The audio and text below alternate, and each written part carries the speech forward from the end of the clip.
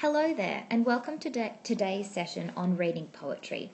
We're going to use the poem Hope is the Thing with Feathers by Emily Dickinson, one of my favourite poems, to begin to practice reading and understanding poetry. Today we're going to practice two skills. The first skill will be marking up the poem, and the second skill is questioning the text. If you're able to master these skills, you're going to be able to take them away from this video and apply them to any text you read, be it a book, an article, another poem, or even indeed a film. We're going to start the session by reading the poem aloud. And while I read the poem aloud, I'd like you to close your eyes. When you close your eyes, it's going to allow your mind to really focus in and concentrate on the words of the poem, what you think they're saying and meaning. While I'm reading too, I'd really like you to focus on how the poem is making you feel and think and how you're reacting to it. Okay, so here we go. Please close your eyes. Hope is the Thing with Feathers by Emily Dickinson. Hope is the thing with feathers that perches in the soul and sings the tune without the words and never stops at all. And sweetest in the gale is heard, and sore must be the storm that could abash the little bird that kept so many warm. I've heard it in the chillest land and on the strangest sea, yet never, in extremity, it asked a crumb of me. What did you think? How did the poem make you feel?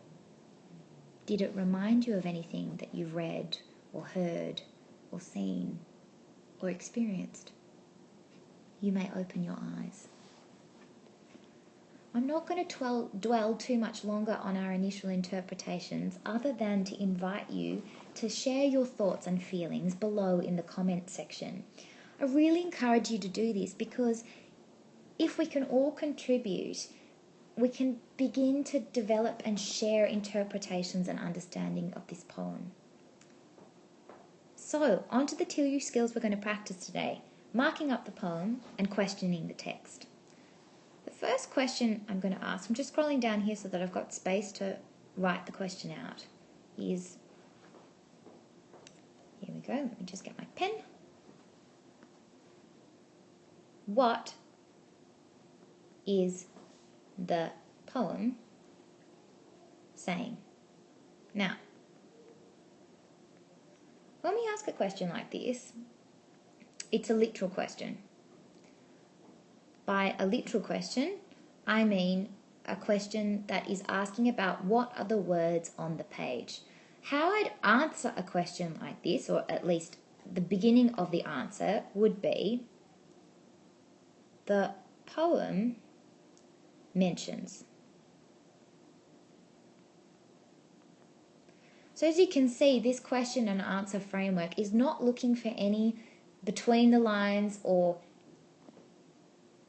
behind the words kind of thinking or understanding. It's really just asking you to identify what's mentioned. And it's really important that we begin with this step so that we're clear about what things are being mentioned by the poem. Because if you're not clear about what's being mentioned by the poem, you can't go on to be able to understand and interpret and decipher meaning. Okay, so let's go back up. In order to answer the question, what is the poem saying, I'm going to use a key and by a key I mean using different colours to identify different elements in the poem. I don't know about you, but I identified 3 things that were mentioned in the poem. The first thing, and I'm going to use pink to underline and highlight this element, was hope. Hope's a big part of this poem.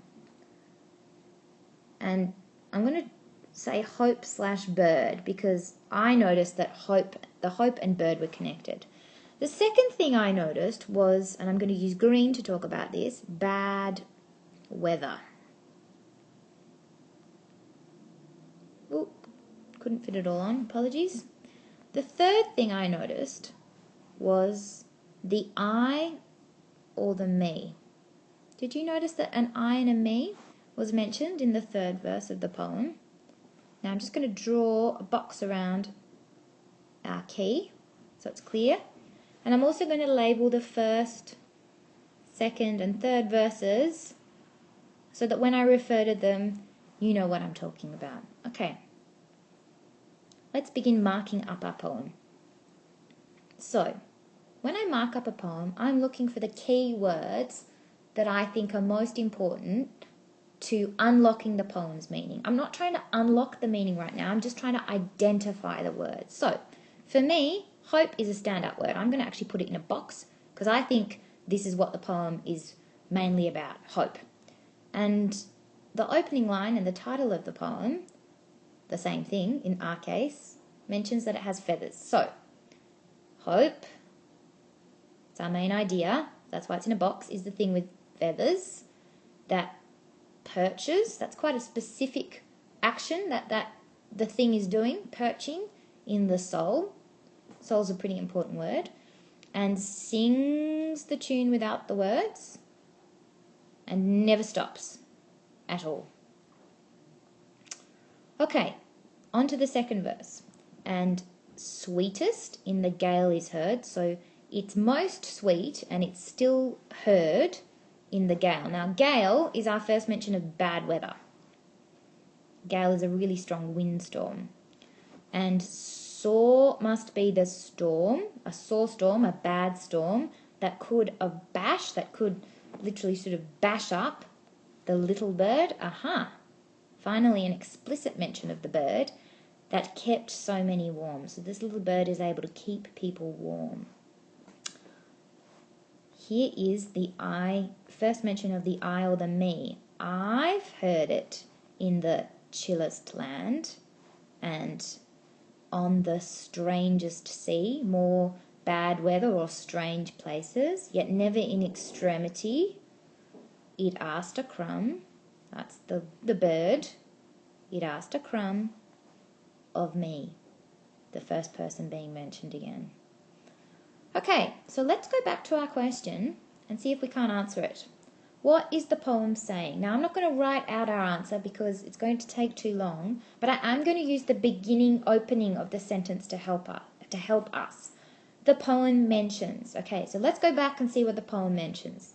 The poem mentions hope being a thing with feathers, something that perches in the soul, that sings a tune without words, and never stops.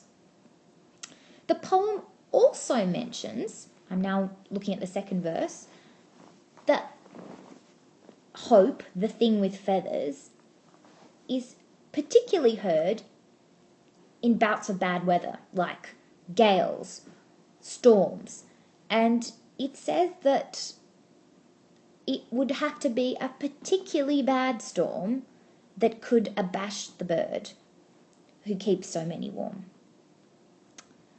The poem also talks personally, or the poet talks personally, saying that she has heard it in chill lands and on strange seas, and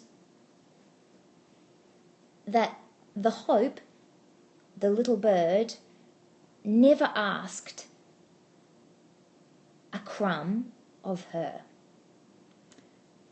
So do you see how I've really just taken the words of the poem and talked to explain what the poem is saying? I'm not actually dealing at all here with what the poem is meaning or what the poem might be talking about or what a possible interpretation of the poem might be. In our next video, we're going to look at that question,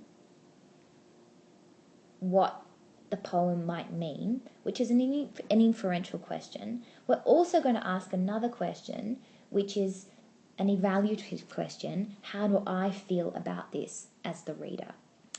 I hope you can tune in to my next video. Thank you.